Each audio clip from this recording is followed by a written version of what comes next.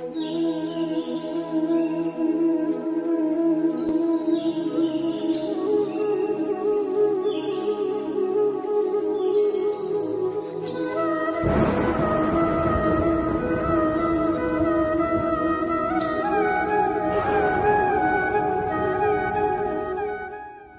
ಊರಿನಲ್ಲಿ ದೇವಸ್ಥಾನವನ್ನ ಪ್ರಾರಂಭ ಮಾಡಬೇಕು ಅಂತೇಳಿ ಗ್ರಾಮಸ್ಥರು ಒಂದು ತೀರ್ಮಾನ ತಗೊಂಡು ಸುಮಾರು 700 ವರ್ಷದ ಇತಿಹಾಸ ಇರತಕ್ಕಂತ ದೇವಸ್ಥಾನವನ್ನ ನಾವು ಹಿರಿಯ ಎಲ್ಲ ಸ್ನೇಹಿತರು, ಶಿವಾನಂದಪ್ಪರು ಇರ್ಬೋದು, ರವಿ ಕುಗ್ಬೆ ಇರ್ಬೋದು, ಮಾಬಲೇಶ್ವರ್ ಇರ್ಬೋದು, ಎಲ್ಲರೂ ಆತ್ಮೀಯರು ಎಲ್ಲ ಸೇರಿ ಒಂದು ಊರಿ ಗ್ರಾಮಸ್ಥರ ಸಮ್ಮುಖದಲ್ಲಿ ಒಂದು ತೀರ್ಮಾನವನ್ನು ತೆಗೆದುಕೊಂಡು ಸುಮಾರು 700 ವರ್ಷದ ಇತಿಹಾಸ ಇರತಕ್ಕಂಥ ದೇವಸ್ಥಾನವನ್ನ ಇದು ಶಿಲಾಶಾಸನವನ್ನ ಅಭ್ಯಾಸ ಮಾಡಿ ಕೆಳದಿ ಗುಂಡಾ ಜೋಯಿಸರ ಮಗ ವೆಂಕಟೇಶ್ ಜೋಯಿಸರ ಹತ್ರ ಹೋಗಿ ತಿಳ್ಕೊಂಡು ಸುಮಾರು ಕರಾರುವಕ್ಕಾಗಿ ನಿಮ್ಮ ದೇವಸ್ಥಾನ ರೈತಾಪಿ ವರ್ಗದಿಂದಲೇ ಇದು ಪ್ರಾರಂಭ ಮಾಡಿದ್ದು.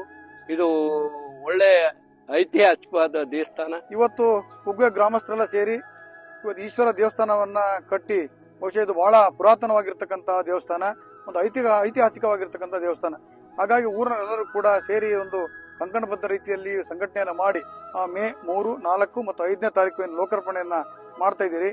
ಈ ಕಾರ್ಯಕ್ರಮಕ್ಕೆ ರಾಜಕಾರಣಿಗಳು ಮತ್ತೆ ಧರ್ಮದರ್ಶಿಗಳು ಮತ್ತು ಸ್ವಾಮೀಜಿಗಳು, ಬಹಳಷ್ಟು ಸಮಾಜ ಸೇವಕರು ಕೂಡ ಆಗಮಿಸಲಿದ್ದಾರೆ. ಅದ್ರ ಜೊತೆಗೆ ಬಹಳಷ್ಟು ಜನ ಭಕ್ತಾದಿಗಳು ದೇವರ ಕೃಪೆಗೆ ಪಾತ್ರ ಆಗಬೇಕು ಅಂತ ಹೇಳಿ ಈ ಸಂದರ್ಭದಲ್ಲಿ ವಿನಂತಿ ಮಾಡ್ತಾರೆ. 6-7ನೇ ಶತಮಾನದಲ್ಲಿ ಇಲ್ಲಿ ಶಿಲಾಶಾಸನಗಳೆಲ್ಲ ಇದಾವೆ.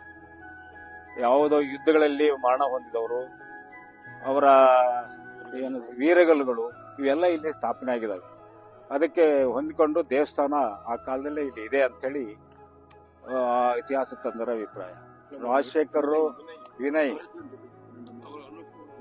ಅನೂಪ್ ಮತ್ತೆ ಅಂಕುರ್ ಇವರೆಲ್ಲ ಇಂಗ್ಲೆಂಡ್ ಅಲ್ಲಿ ಇದ್ದಾರೆ. ಅವರು ನಮ್ಮ ಈ ಒಂದು ಕಾರ್ಯಕ್ರಮಕ್ಕೆ ಒಂದು ಪ್ರಚಾರ ಕೊಡೋದಕ್ಕಾಗಿ ಮತ್ತು ಅವರು ಶುಭಾಶಯ ಹೇಳೋದಕ್ಕಾಗಿ ಇಲ್ಲಿ ಬಂದಿದ್ದಾರೆ. ಅವರಿಗೆ ಬಹಳ ಆತ್ಮೀಯವಾದಂತ ಅಭಿನಂದನೆಯನ್ನ ಕೂಡ ಈ ಸಂದರ್ಭದಲ್ಲಿ ಸಲ್ಲಿಸ್ತಾ ಇದ್ದೀವಿ. ಮುಂದಿನ ತಿಂಗಳು 3, 4 ಇದು ಏನು ನಮ್ಮ ಕುಗ್ವೆ ಊರಿನ ಈಶ್ವರ ದೇವಸ್ಥಾನದ ಜೀರ್ಣೋದ್ಧಾರ ಕಾರ್ಯಕ್ರಮ ಇದೆ.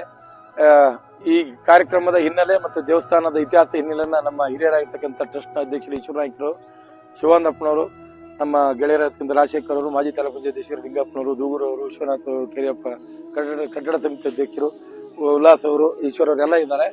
ಈಗ ಇದೊಂದು ಧಾರ್ಮಿಕ ಜೀರ್ಣೋದ್ಧಾರದ ಕಾರ್ಯಕ್ರಮ ಮುಂದಿನ ದಿನದಲ್ಲಿ ಒಂದು ಇತಿಹಾಸದ ಅಚ್ಚುಳಿದಿರ್ತಕ್ಕಂಥ ಕಾರ್ಯಕ್ರಮ ಆಗ್ತಾ ಇದೆ. ಎಲ್ಲಾ ಸ್ನೇಹಿತರ ಸಹಕಾರದಿಂದ ಸಕಾರಗೊಳ್ತಾ ಇದೆ.